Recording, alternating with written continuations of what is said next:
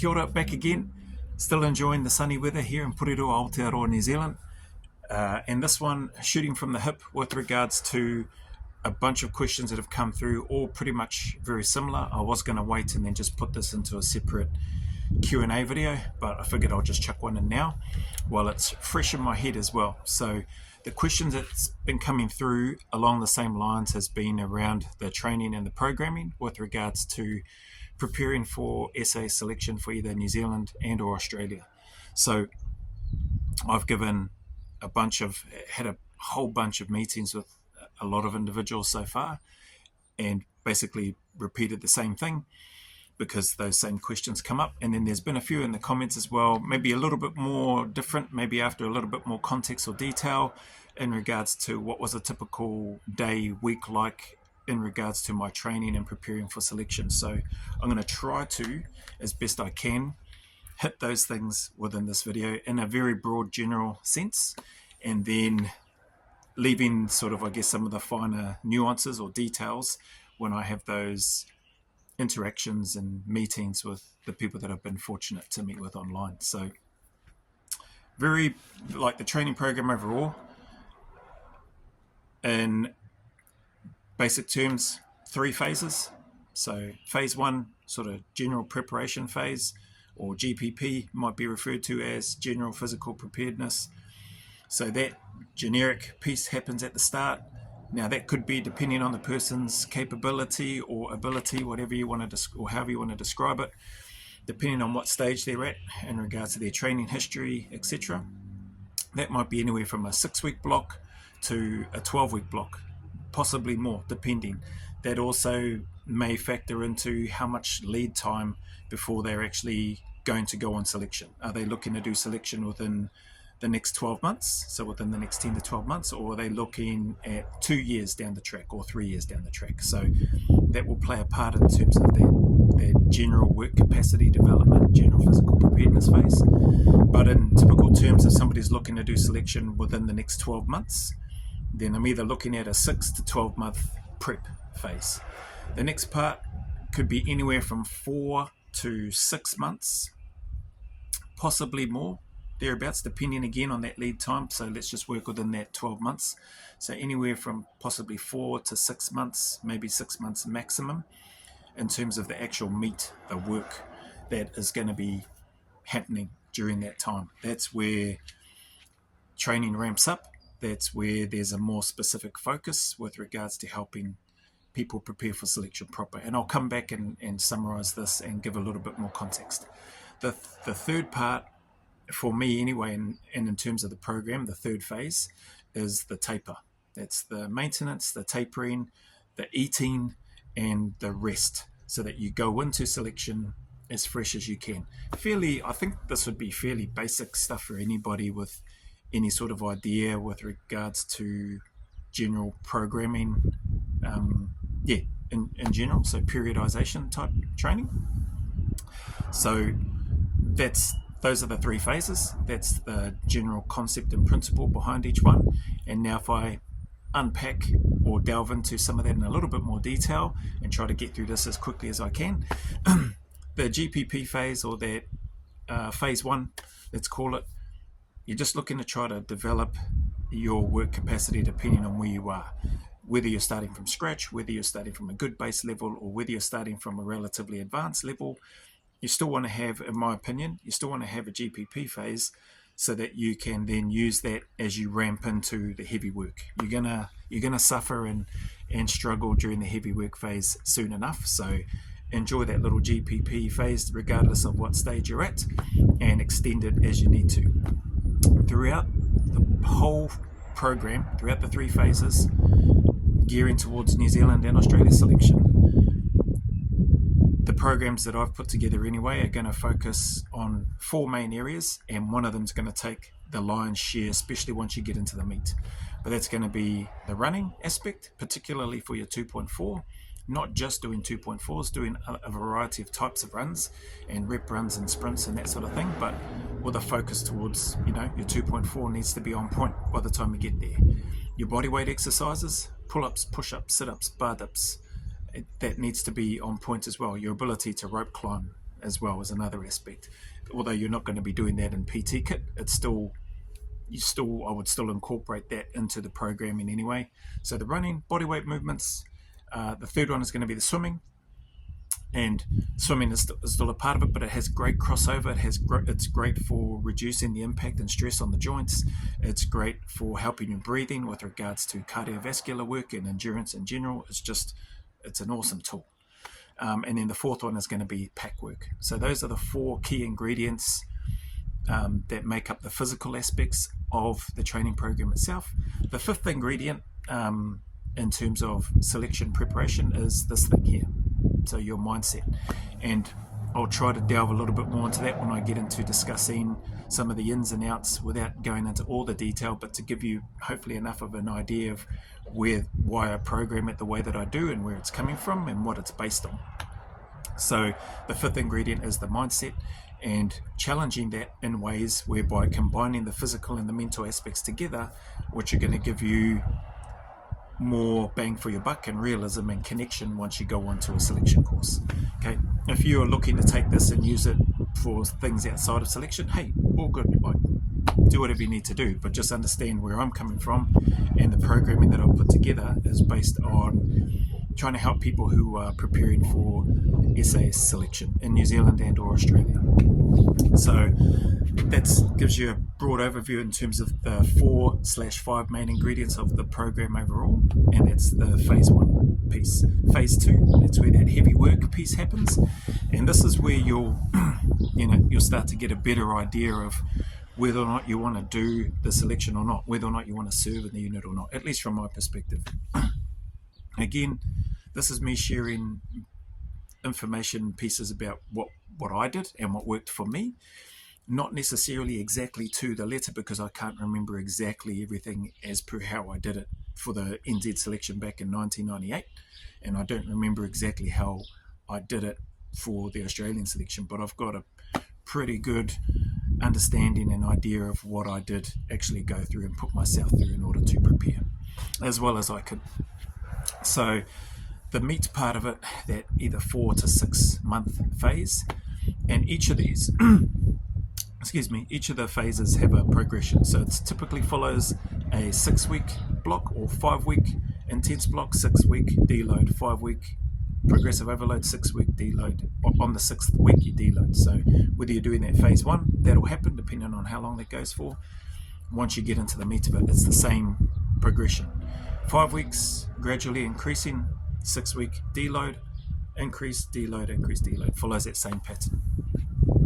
On there during the meet though, pack work as an example, like I said, that's going to start to take the lion's share of the training, because the rationale for that, and I'll look to try to explain that now, your running, your bodyweight movements, your swimming, that's going to happen on day 1 pretty much. Like, you're not going to be required to constantly swim every day. You're not going to be required to be running around in PT kit every day.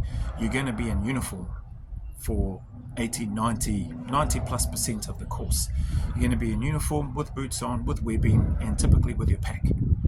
So for me, even though I was young, and by the time I went to Australia I had more experience and more understanding, I knew that the vast majority of selection I'm going to be needing to be able to move with weight for extended periods of time, covering fairly decent or long distances under time pressure.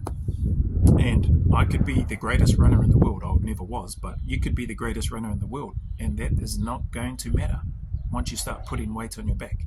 You could be the blanking Ian Thorpe or Michael Phelps in the swimming pool. That is not going to matter outside of that first or that one little swim test that you'll do for the course or on selection. What's going to matter is your ability to carry weight on your back for long periods of time, and having that dead weight sitting on your shoulders for many, many hours at a time. And so if you are doing a training program, this is just my opinion, if you're doing a training program which puts you under load with a pack, say 3 times a week, and it's spaced out Monday, then Wednesday, then Friday, because of all the recovery, which is important, but all the recovery and the rest that you have to have before you go again. And those sessions are anywhere from an hour to maybe, let's say 2 hours. Let's be generous and say it goes for 2 hours. You've done 6 hours worth of pack work.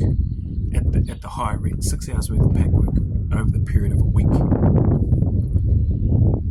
When you are on selection, each day, you're going to be expected to and have your pack on your back anywhere from 6 to 9 plus hours a day, consecutive days, for the whole time of your selection.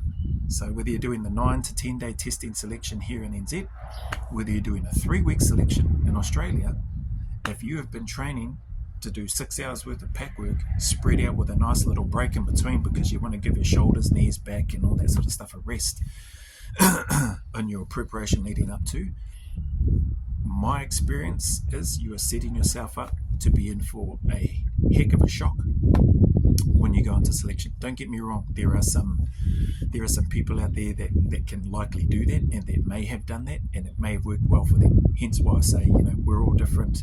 People have asked what did I do to get through 2 selections first pop, so I'm here not to try to boast or brag about any of that, but I'm here to genuinely try to give an insight into what I did and what I found worked for me, and how and why I program the people that I'm working with, how and why I program their training in that way, because it did for me. It gave me a real dose of reality, but it also, I think it will give anybody a real dose of reality in terms of, are they willing to show up? And so let me try to put that into a bit more context here, still talking about phase 2. So if you can imagine, that typical structure and the way that program works for me, or what I've done anyway, is 4 days a week, 5 days a week, 6 days a week, 5 days a week, 4 days a week, deload. So that's, and when I'm talking about those 4, 5, 6, 5, 4 deload, I'm talking about the pack work. So you can expect 4 days a week worth of pack work in 1 week, then 5 days a week, then 6 days a week, then drop to 5 days a week, then 4 days a week, then have a deload week. It's not all pack. There's still running, there's still swimming, there's still body weight stuff, there's still incorporation of aspects like the 3.2. So there's still all of that stuff bundled in. But there is a heavy emphasis on the pack work. Some of those pack sessions may be 30 minutes, 45 minutes. Some of them may be an hour to an hour and a half. Some may be an hour 15. Some may be 2 hours, 2.5 hours. Some of those weeks where you're doing 4, 5, 6, 5, 4, then deload, there may be consecutive 2-a-day pack sessions. So to build in the capacity and the mental scarring and reference points of what you'll need to be doing on selection to try to get as close to and as similar to some of those situations as you may encounter when it comes time for selection. It's never going to be 100% bang on, so there's nothing like it doing a Von Tempsky. There's nothing like going out and doing a 60 clicker. If you want to practice the 20 clicker that Australia does and that as well, that's a good thing. That's probably as far as I would push a program in terms of time-wise and or distance for that aspect, just to, you want to have a good gauge, can you pass that distance? But I wouldn't be looking to do a 40, 50 clicker or whatever, 60 clicker, if that's something that you're thinking about or wanting to do. If the individual wants to do that, it's up to them. The whole program can be tweaked, adjusted, edited based on any niggles, injuries, stiffness, mobility issues. But I encourage anybody that's looking to follow or apply the program that I provide for them, that they don't edit it just because they're lazy. I'm tired today, I don't feel like doing that, so I'm not going to do that. I'm just going to use the cross trainer and just lightly go on that thing. That may potentially come back to bite you in the backside as well. So with the programming and with that 4, 5, 6, 5, 4 deload, that's what I'm talking about, and hopefully that gives you a bit of an insight. There could be there will likely be consecutive days of pack work, which is a good thing in and of itself, because that's what you'll be doing on selection. The timings won't be, or the requirement to have that load on your back won't be the same as the consecutive days that you'll be doing on selection. But overall, your accumulation of pack work for week, or month by month is going to be such that it's going to be better than just 6 hours of pack work a week for X amount of time. You're going to build up a heck of a lot of volume. You're going to build up a heck of a lot of strength, functional strength, to be able to move for the requirements of that task or that course, in this case selection. And the crossover is just going to be better. The other aspect about those doubling up of pack sessions and consecutive days at times, that's going to play up here as well. Because like I said, don't change the program or edit it just because you're lazy.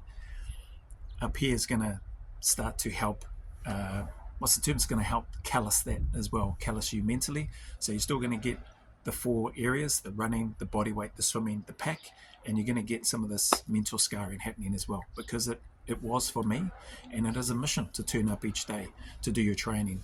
It's a mission when you come back off a field exercise out in the bush in your craft or trade if you're in the military, and then know that you've got training to do back onto the program. It's tiring, it's confronting, and it can and will make you genuinely, in my experience anyway, my opinion, make you consider whether or not you want to do that. Do you want to do this thing? So it's helpful in that perspective to give you a bit more of an insight of the fact that what I learnt was selection was a blinking million times harder than what I'd been doing. My training was hard. I found it hard. It challenged me physically, mentally, emotionally, all of that stuff for me. But all it really did was prepare me for selection to be able to have a stronger mindset. Had I not done those things, for me personally, so like again, there are some freaks out there that can just not have to do what I went, not have to go through what I went through, and still smash it. But if I hadn't have gone through that, if I didn't create that environment and do those things for myself, and a lot of that suffering was on my own, apart from a few times where the lads would pull me up off the floor, at least in the New Zealand Army, in the battalion there, before the NZ selection, because my pack was that heavy I couldn't get up off the ground. So it was great to have them help pull me up and then either do step-ups or go wander off tiki toy outside and just be in my own head, be on my own. So those things definitely will help prepare you and set you up, in my opinion, again, to be better prepared physically and mentally for the course. So that's the meat of it. There's some other aspects in there in terms of what I do in that meat, or where the magic happens portion of phase 2 of the program. And that's to do with some timings and some distances, which I intentionally set at different stages of the programming, whereby I just know that the candidates, unless they're absolute just machines or freaks, they're more than likely not going to meet those timings. They're more than likely not going to make the distance within the time, and that's intentional. So I program this stuff and do it this way with landmarks or reference points, whatever you want to refer to them as, whereby candidates will fail. They'll fail those pieces. Why? Because it's better to fail in training than to go onto the course and fail.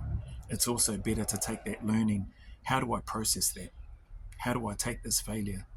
Do I throw my toys out of the cot and go, well, this sucks, I can't do it? Oh, he put this in the program and I failed, so yeah, I can't do it. It means I'm not good enough. How are you going to process all of that information? Okay, so there's a deeper meaning.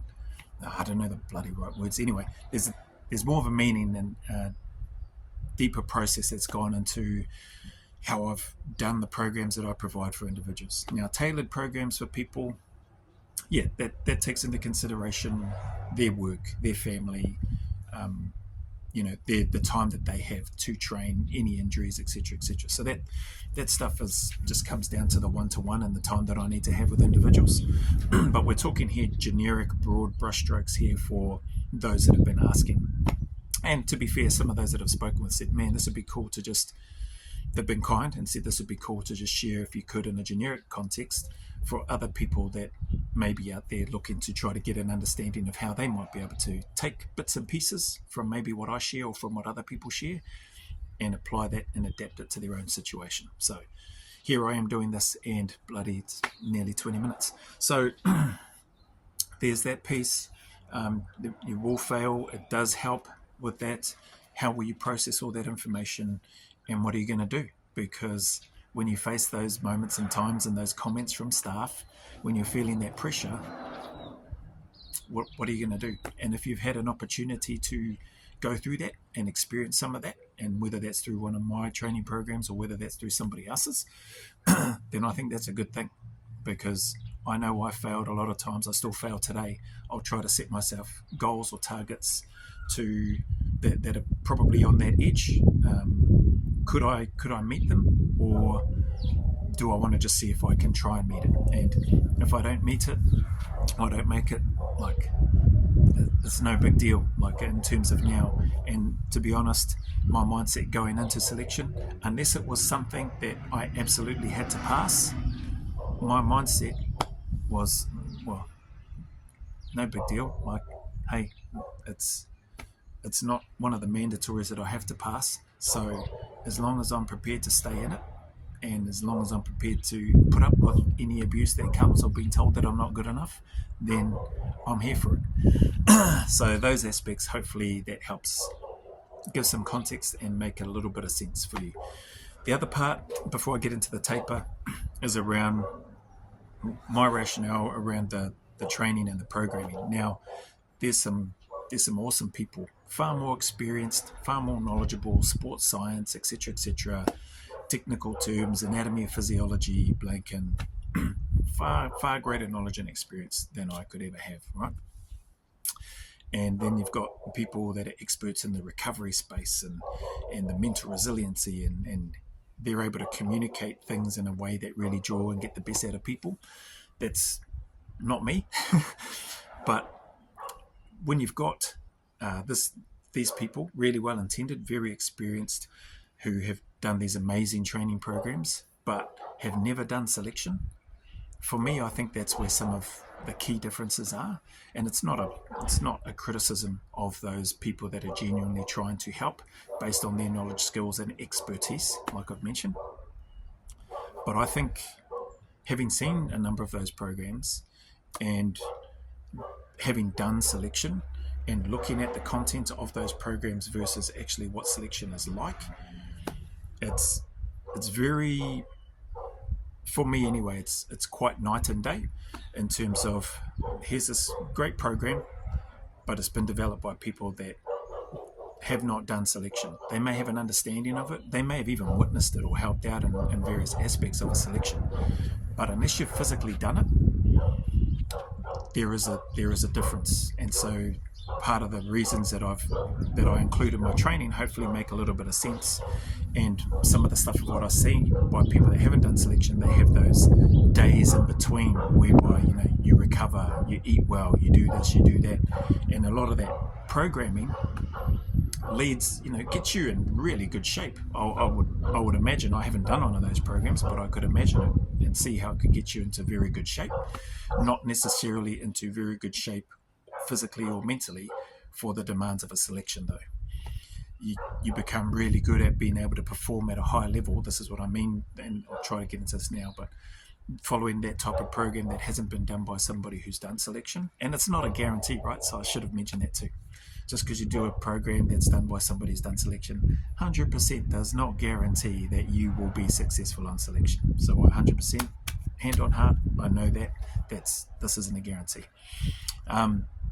So yeah, coming back to those programs, they're really well structured. They give you a balance of rest and recovery. They emphasize that you're eating well. If you've got other good ones with a nutrition plan and stuff as well, and even better if it's tailored for you from that sense. Don't ask me for a nutrition plan, anybody. But those aspects in and around that is great, like cool. But then there comes a point once you get onto selection where that just doesn't marry up, because you will not get the rest in between the need to carry your pack. You will not be fueled properly. You will not get the rest that you've been accustomed to in all your preparation and build up to selection. So, and there's a whole bunch more, but those are some of the things that hopefully I'm making make sense at this stage with regards to them from my biased perspective. I take that into consideration too. It is coming from a biased perspective. Again, not to discredit or shame or embarrass or whatever negative towards those that have done those programs. But the programs that I put together and work with individuals and encourage them to follow as much as they can to the letter is because I know what it's like in selection, and I know people talk about what are some of the mental tips and tricks. Well, here's a mental tip and trick. I typically always link it back to some sort of physical component, but here's a mental tip and trick right here. If you can't, and if you're not willing to do this program that exposes you to, let's say, 3 to 4 hours of pack work per day over consecutive days, if you're not prepared to do that and show up to do that, and you think you're prepared to go on selection where you're going to be required to have your pack on 6 to 9 plus hours or more per day, then this is going to give you a good insight, right? If you think that you are ready for selection, but you don't want to put in that work in those consecutive days or put in the reps, the hours, then maybe you want to do this other program over here, which caters to that and gives you nice breaks in between. But if you want a little bit more of a reality check and dose within safe limits, within a safe environment whereby you still have ultimate control over it, then I offer you the programs that I do. So yeah, hopefully that helps give a bit of an insight. Been a heck of a lot of queries, requests, questions, repetitive questions, or questions that, asking the same thing. And it was just, and then some suggestions by those that I've met with so far. And hey, man, it'd be good if you just could put out a video generic context, because there may be some other people. So some of the people that I've been meeting with, they've also got friends that are preparing for selection. They've also got other goals, not necessarily for NZ or Australian SAS. And this may be helpful. Does it apply to the UKSF selection? I have no idea. Like I've said, I haven't done it. Does it apply to Navy SEALs? Does it apply to Delta Force? Does it apply to JTF2? I have no idea. I've not done those things. So I can't answer that question. I can't answer that question. But my personal opinion, my personal take, I think how I program it, and the training and the lead up to people going on selection, I think it does have a place. I think it can help those looking to do the NZ or Australian selection. So that's why I put it out there. The last part, the taper, that may be anywhere from 4 weeks to 8 weeks, depending on your ability, the standard, the level that you're at, and how you're feeling. That's a time to just make sure that you're maintaining the things that you need to be doing, your runs, your swims, your bodyweight movements, and your pack. Although I wouldn't typically go loading up a lot of pack, and you're not going to be doing 4-5-6, 5-4 deload. It's probably going to be somewhere around, maybe, again, depending on the individual's capacity or ability and where they're at, maybe 2 to 3 pack sessions, not super heavy either, not super long by any means, just to maintain, keep the wheels spinning, keep things ticking over. Then you want to make sure that if you're doing the NZ1, that you're eating and getting a good amount of food in, and put some hinu on your body, some fat on your body, because your body's going to need that. Probably similar, but maybe not so necessary for the Australian selection, at least not straight away, because you will, during the first sort of couple of weeks or so, you're getting meals and stuff like that. So there's probably time to eat and put a little bit of extra weight on when you're into that phase. So yeah, and then getting the rest so that you can go into selection as fresh and as sharp and as ready as you can, even if you are carrying a few, like 10 to 11 extra kilos of what you typically are or were, like I was on the NZ one. But it all came in handy for me, and my body definitely found ways to utilize it, let's put it that way. So hopefully this helps. That's bloody nearly 30 minutes. But yeah, I expected it to go for about that long, as I try to rattle off as much information as I can about the training program, and the questions that have come through. So if you stuck around this long, thank you very much. Any challenges, trials, struggles that anybody's going through out there, I'm no different. I've got a whole bunch as well, which I work through every day and try to do better at. But just keep turning up. That's the key. Stay consistent, stay disciplined, keep turning up, keep staying in the fight. Look to go always a little further. Remember, who dares wins. The sun will shine again. There are better days ahead. And until the next video, a big man away from me to you.